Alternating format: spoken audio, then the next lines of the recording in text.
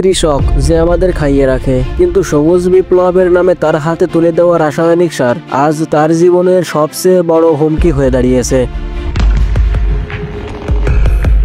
আগে কৃষক প্রাকৃতিক উপায়ে সবুজ সার ব্যবহার করে জমি উর্বর রাখত, খরচও কম ছিল, কিন্তু এখন প্রতি মৌসুমে হাজার হাজার টাকা খরচ করতে হয় সার কেনার জন্য। গবেষণায় উঠে এসেছে 36 লাখ টন রাসায়নিক সার কিনতে হচ্ছে কৃষকদের প্রতি বছর। বাংলাদেশ কৃষি উন্নয়ন কর্পোরেশনের বার্ষিক রিপোর্ট 2020-এ উঠে এসেছে অনেক কৃষকই ব্যাংক ও এনজিও ঋণে জড়িয়ে যাচ্ছে।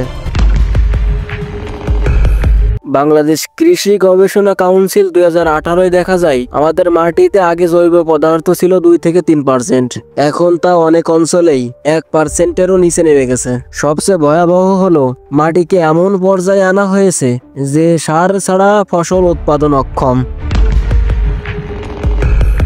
রাসায়নিক সারে ফসল দ্রুত বড় হয় কিন্তু পুষ্টি কমে যায়। International food policy research institute 2015-র দেওয়া তথ্য অনুযায়ী 2004 থেকে 2014 সালের মধ্যে চাউলের জিঙ্ক ও আয়রনের পরিমাণ উল্লেখযোগ্যভাবে কমে গেছে।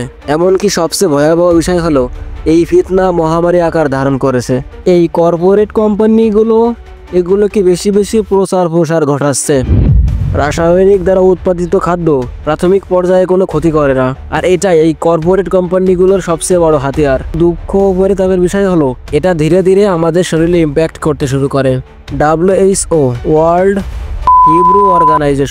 ওয়ার্ল্ড হেলথ অর্গানাইজেশনের রিপোর্ট বলছে রাসায়নিক সারের দীর্ঘমেয়াদী সংস্পর্শে ত্বক ও ফুসফুসের রোগের ঝুঁকি বেড়ে যাচ্ছে।